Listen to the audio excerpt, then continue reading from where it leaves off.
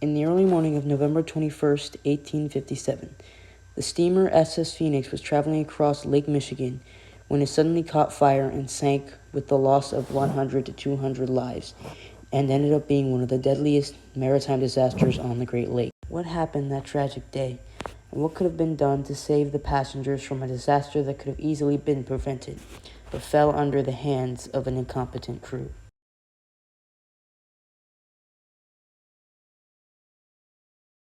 The Phoenix's story begins in 1845.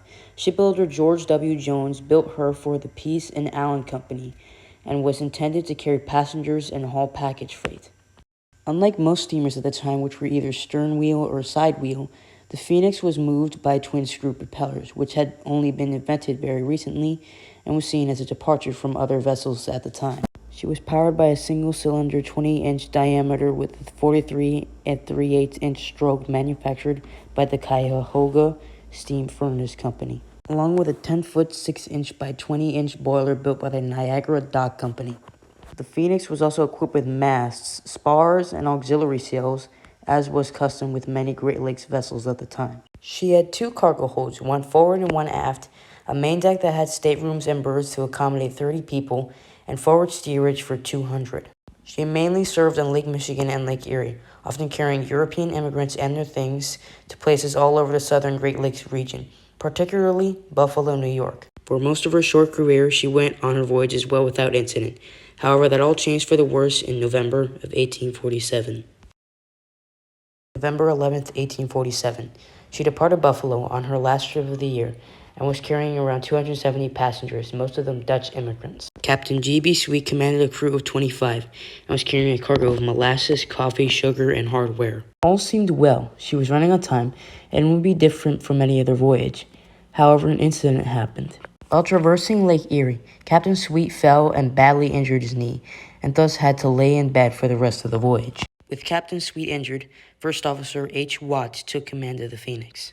The ship managed to arrive safely in Manitowoc, Wisconsin, before midnight on November 20th. While in Manitowoc, the ship unloaded some of her cargo and took on more cordwood for fuel. After refueling, she then departed from Manitowoc at around 1 a.m. on November the 21st. For the next 2 hours, the ship was running smoothly until one of the firemen noticed that one of the ship's pumps weren't working properly. The fireman decided to report this to the second engineer. However, rather than the problem being acknowledged, the problem was ignored, and the fireman continued to run the ship with the malfunctioning pumps. Later, he then reported that the water in the pumps was dangerously low, but once again, the problem was ignored. At around 4 p.m., the crew suddenly discovered a small fire, due to the overheated boiler setting the overhead beams ablaze. The crew then alerted the passengers, and First Officer Watts then had the crew and passengers organized into a bucket brigade to contain the fire, and they managed to, for a few minutes. This time, the fire raged out of control, and smoke began to billowing from the engine room. The fire then began to spread further up the decks, and eventually the middle of the ship was aflame. Realizing that the ship was doomed, First Officer Watts ordered the ship to be washed ashore, but the fire got the upper hand and overwhelmed the engines and eventually caused the ship to cease all engine power. Fortunately, they were not far from the city of Sheboygan, Wisconsin, and it was here where help came. Back on the Phoenix, First Officer Watts ordered to abandon ship and ordered the ship's lifeboats to be filled as quickly as possible. The ship, however, only had 3 lifeboats, each one only being able to carry 20 to 25 people. One hung from each side and another hung from the stern. They were hastily launched, with the first one carrying 21 people, including Captain Sweet. The second one was launched soon after, carrying 19 people aboard. Others jumped into the water, many of them dying of hypothermia. Other families were consumed by the flames. Many of them were children. Soon, the steamer Delaware then readied herself up and rushed to the scene as quickly as she could.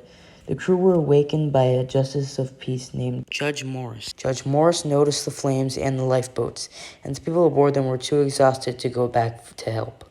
Meanwhile, back on the Phoenix, crew and passengers were ripping off pieces of the cabins and throwing the pieces into Lake Michigan and making them makeshift rafts. Although the people who jumped overboard found something that could boost their survival, hypothermia got to them first and died shortly after. Those still aboard the ship clinged to the masts and climbed up, but the rigging burned and collapsed, sending those clinging on into the fire below and killing them.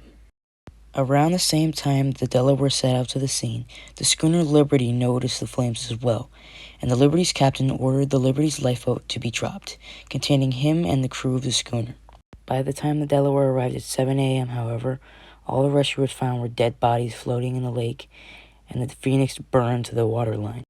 The Delaware also rescued 3 others, the ship's clerk and one of the passengers clinging to the rudder chains, and clinging to the door, one of the engineers, as well as recovered 5 bodies.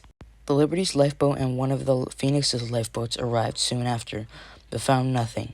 The Delaware then towed the Phoenix's remains and the Liberty's lifeboat ashore. There, the hulk beached near the north pier of the city and settled at the bottom. How many people died on the Phoenix is unknown, although it is estimated that 190 to 250 people were killed. Only 43 survived the disaster, 40 by the lifeboats and 3 by the Delaware. The 1693 Dutch Bible washed ashore after the incident and is now at the Wisconsin Maritime Museum. After the disaster, the Phoenix's engine, boiler, and cargo were salvaged from the hulk. The smokestack was later found by the Dutch broadcaster Omroep Gelderland, 175 years after the disaster, while making a documentary about it. The hulk still remains buried under the waves near Sheboygan. At the end of the day, the SS Phoenix remains the 4th deadliest maritime disaster to occur on the Great Lakes, behind the SS GP Griffith, the PS Lady Elgin, and the SS Eastland. Coincidentally, the Delaware was also involved in the GP Griffith incident, and even sank herself on November 3, 1855. 11 of her crewmen drowned. Although mostly forgotten today, those who survived that early morning will remember it for the rest of their lives, as well as live on in the hearts of their descendants and people who know of the tragedy. May those who survived and died rest in peace.